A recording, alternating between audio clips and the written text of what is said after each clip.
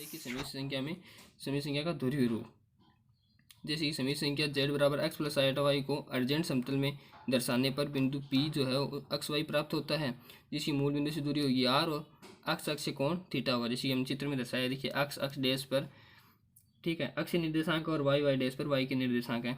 यदि ये अक्ष बिंदु यहाँ पर आता है और वाई अक्ष पर वाई बिंदु यहाँ पर आता है तो हमें बिंदु P मिल जाएंगे अक्ष कोमा वाई, जिसकी निर्देशांक अक्ष कोमा वाई है, जिसकी मूल बिंदु से दूरी है r और इस अक्ष अक्ष से कोण है थीटा। तो यदि हमें अक्ष और वाई के मान निकालने हो तो हम साइन थीटा कोस थीटा से निकाल लेंगे, ठीक है।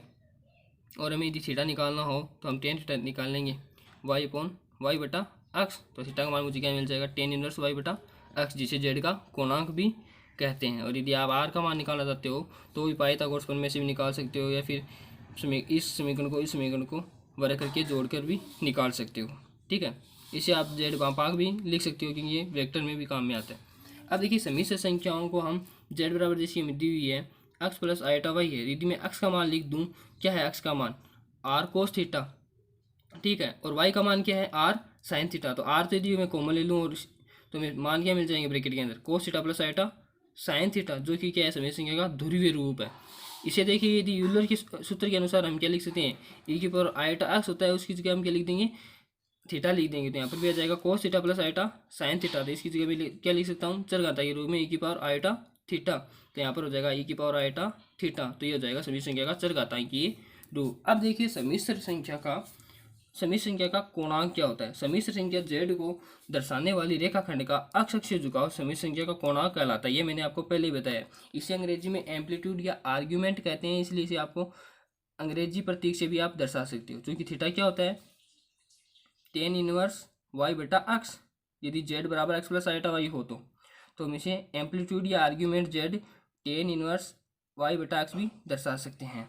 देखिए जैसे कि P बिंदु कोई हमारा हो अक्ष और वाई हो, ठीक है, जिसकी अक्ष अक्ष से दूरी यहाँ पर अक्ष है और वाई अक्ष पर ये वाई दूरी यहाँ पर है, तो P बिंदु की निर्देशांक ये होंगे और मूल बिंदु से दूरी क्या है r है और अक्ष अक्ष से कोण क्या है थीटा है। तो ठीक है, इससे हम क्या निकाल सकते हैं अक्ष का मान निकाल सकते हैं, वाई का मान निकाल सकते हैं, ठीक है, थीटा का मान निकाल सकते हैं, मैंने ऊपर देख ही लिया है, ठीक है।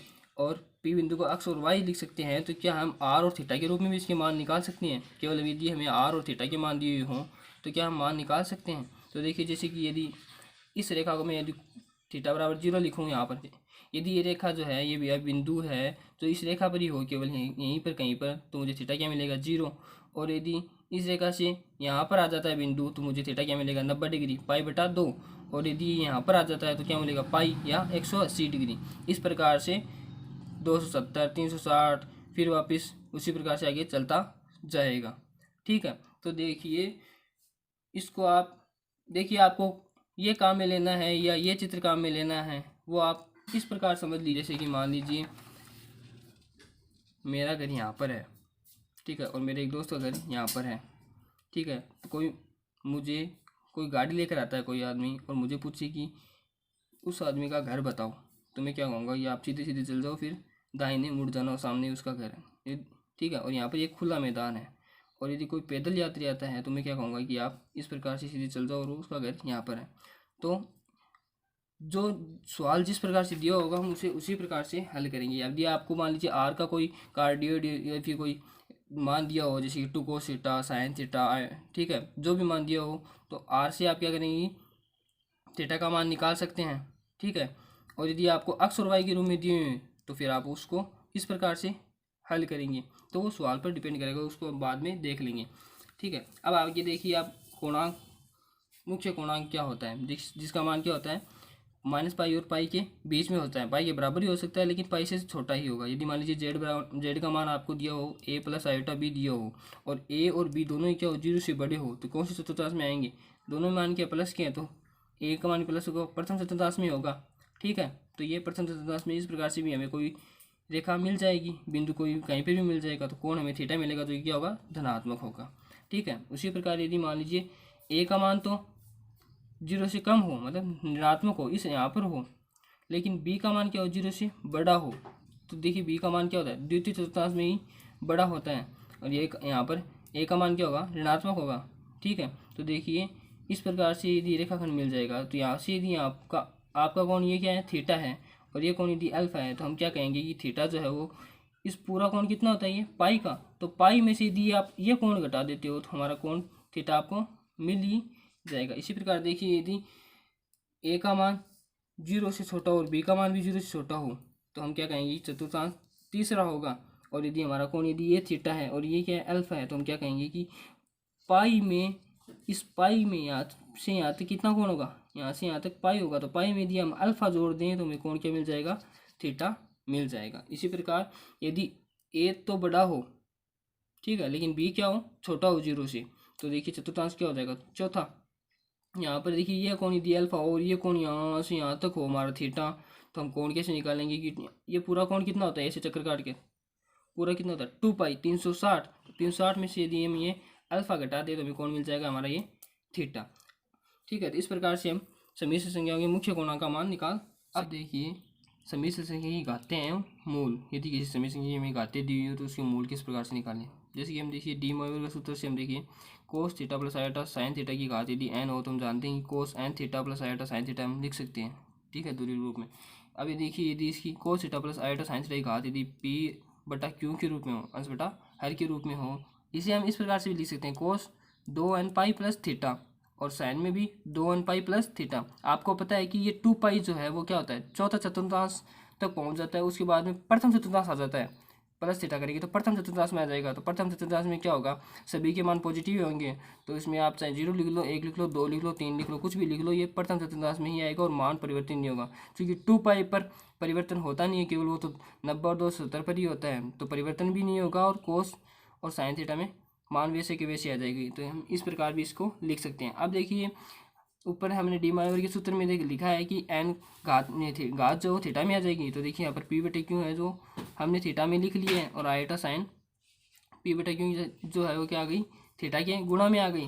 तो यदि मैं इसको अंदर गुणा कर दूँ तो इस प्रकार से मुझे मान प्राप्त होता है। यहाँ पर जो है हम एन का मान 0 1 2 से लेकर के जो हमारा हेड दिया हुआ है क्यों, उससे एक कम ही लिखेंगे। अब ये एक कम ही क्यों लिखेंगे, अब उसको एक एग्जाम्पल से समझ लीजिए। जैसे कि मान लीजिए उदाहरण के तौर पर हमें निकालना है ए की घात 1/3 के मूल निकालने हो, घनमूल निकालने हो, तो हमें पता है कि ए की घात कितनी भी कर दी जाए मान तो केवल एक ही आएगा, लेकिन हमें पूछ लिया जाए कि किसी की घात जितनी होती है एक के बटे में होती है उसके उतने ही मूल होते हैं, तो उसके इसके भी यहाँ पर एक के भी कितने मूल होंगे, 3 मूल होंगे। तो हमें तीनों मूल बताने हो तो हम क्या करेंगे कि देखिए जैसे कि एक है, एक को मैं लिख सकता हूँ 1 प्लस आयोटा 0, जिसका मान 0 ही होता है, 0 किसी में जोड़ दो कोई फर्क नहीं पड़ेगा।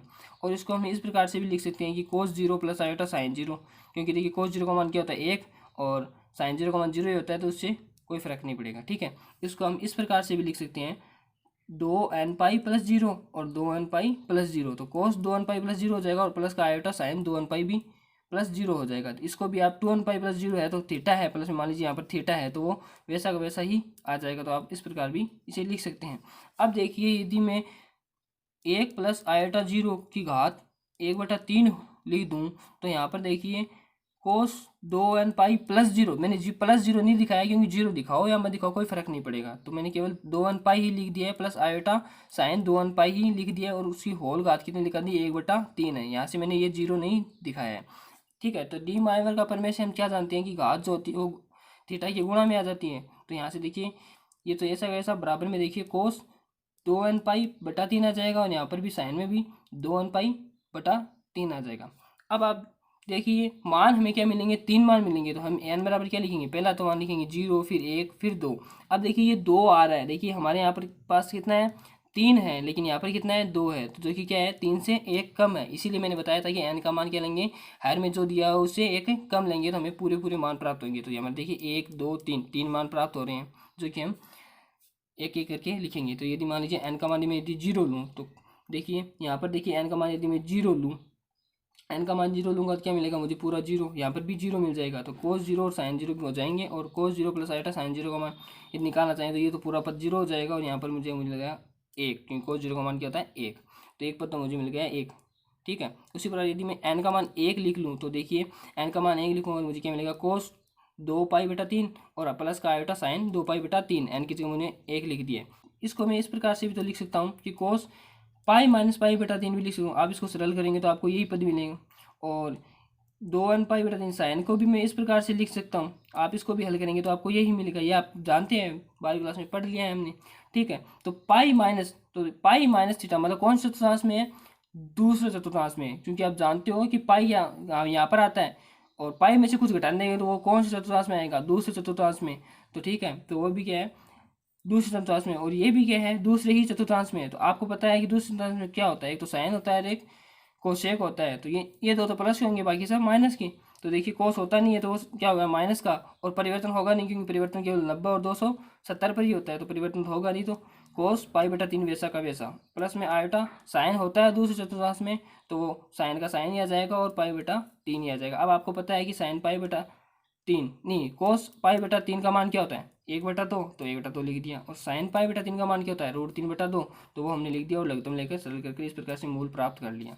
इसी प्रकार देखिए, यदि मैं मान एन का मान 2 लूँ तो मुझे क्या मिलेगा, कोस 4π/3 प्लस में आयोटा साइन 4π/3 मिल जाएगा। तो बराबर में क्या हो जाएगा, इसको भी मैं यदि इस प्रकार से लिख दूँ पाई प्लस पाई/3 और साइन में भी पाई प्लस पाई/3, तो इसको भी आप हल करोगे तो आपको इसी प्रकार में मान प्राप्त होंगे। अब देखिए ये कौन से चतुर्थांश में, तीसरे चतुर्थांश में। क्यों, क्योंकि पाई प्लस थीटा है, तो पाई प्लस थीटा कौन से चतुर्थांश में होता है, तीसरे चतुर्थांश में। और यहाँ पर भी तीसरे चतुर्थांश में साइन थीटा भी, तो तीसरे चतुर्थांश में केवल टेन और कोट ही प्लस के होते हैं, बाकी सब माइनस के। तो हम क्या करेंगे, दोनों को ही माइनस का लिख देंगे।